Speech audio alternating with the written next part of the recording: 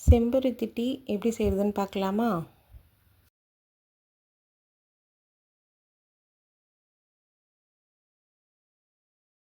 செம்பருத்தியோட இந்த பெட்டல்ஸை மட்டும் தனியாக எடுத்து வாஷ் பண்ணி வச்சுக்கோங்க. ஒரு பேனில் தண்ணி ஆட் பண்ணி அது நல்லா கொதிச்சதுக்கப்புறம் நம்ம க்ளீன் பண்ணி வச்சுருக்கோம் இல்லையா, அந்த செம்பருத்தி ஆட் பண்ணிவிட்டு ஒரு சின்ன துண்டு இஞ்சி, கிராம்பு, பட்டை, ஏலக்காய் இது எல்லாமே ஆட் பண்ணி ஒரு 5 நிமிஷம் நல்லா கொதிக்க விட்டுருங்க.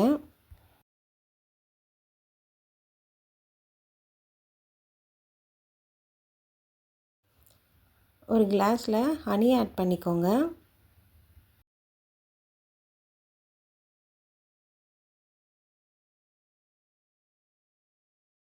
செம்பருத்தி டீயை ஃபில்ட்ரு பண்ணி எடுத்துக்கோங்க.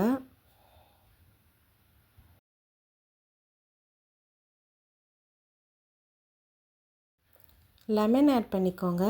லெமன் ஆட் பண்ணிவிட்டு நல்லா மிக்ஸ் பண்ணி விட்டுருங்க. கலர் சேஞ்ச் ஆகும். அவ்வளோதான், நம்மளோட செம்பருத்தி டீ ரெடி. ட்ரை பண்ணி பாருங்கள்.